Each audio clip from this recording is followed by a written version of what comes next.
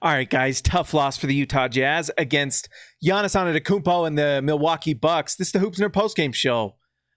At this point, after a game like this where the Jazz did not have Rudy Gobert and Bucks fans were without Chris Middleton, but the Jazz were missing their number one center, their backup center, and Tony Bradley was playing, you got to just give credit to Giannis Antetokounmpo, who looked like another MVP award is on its way, because tonight he was insane. I believe it was a season high 50 points.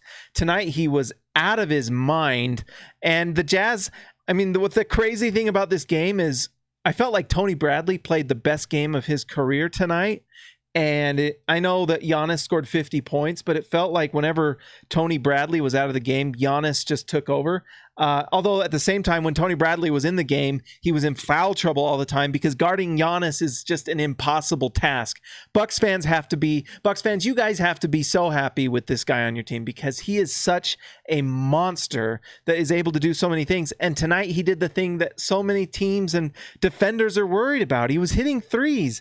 Tonight, Giannis shot 17 for 31, 54% from the field. That's just stupidity. And then 3 for 8 from three. When Giannis is hitting a three with regularity, he's just it's like Shaq. It's prime Shaq, because you just feel like you're dealing with this dominant force that you just have to hopefully create more points on the other end to beat them, because he's just that good. And when Rudy Gobert is out and you don't have him kind of locking up that paint at least a little bit, there's just no chance.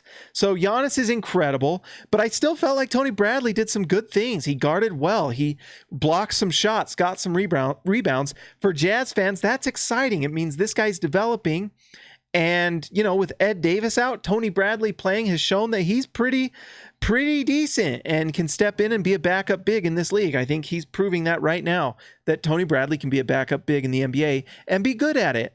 So anyways, Giannis was out of his mind. He's unreal. His ability to handle the ball, go to the rim. It was very like Rockets-esque as this Bucks team looks like to me, where you have Giannis, who just he's the show. And then you've just got shooters all around him. Tonight, I don't even think the Bucks shot from three all that well tonight. Tonight, the Bucks shot 31% from three.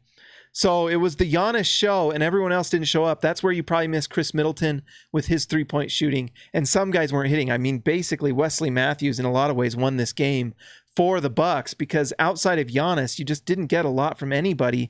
Wesley Matthews, 5 for 8 from three, and he had a stretch there where he hit like 3 in a row, and it hurt my little Jazz heart.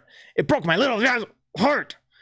But anyways, nice game for the Jazz to come in missing Rudy Gobert, who's arguably their best player, and still had a nice night. Donovan Mitchell, 7 for 17, 3 for 9. You'd like to see that percentage go up a little bit, but not too bad. Missing Rudy just makes it a little harder.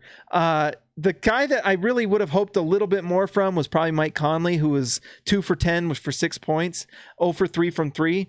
It's not a great night. And so if Mike Conley has a good night, the Jazz have a chance to win. There's a lot of things in this game that if they went the Jazz way, they win the game. And they just didn't. So you just got to give it to the Bucks, who won. Things went their way. We've got to give credit to Royce O'Neal too, because Royce had to guard Giannis all night, and every single possession the ball is in Giannis's hands. I mean, he took 31 shots tonight, 31 shots to get 50, which is good. He was actually hitting his free throws really well too. Giannis, 13 for 19 from the line, 68%. I was looking at Giannis's career. Right now he's 59%. So tonight he was a little better, 10% better. That's the game.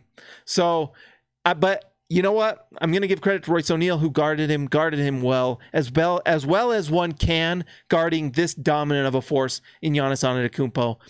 The Jazz played well. Threes were falling. It's too bad they couldn't pull out this win, because they did play well. They were hitting shots. They had a few turnovers at the end of the game that were just pretty killer. And turnovers in general have been a problem for Utah this year that they just need to improve on. But they will.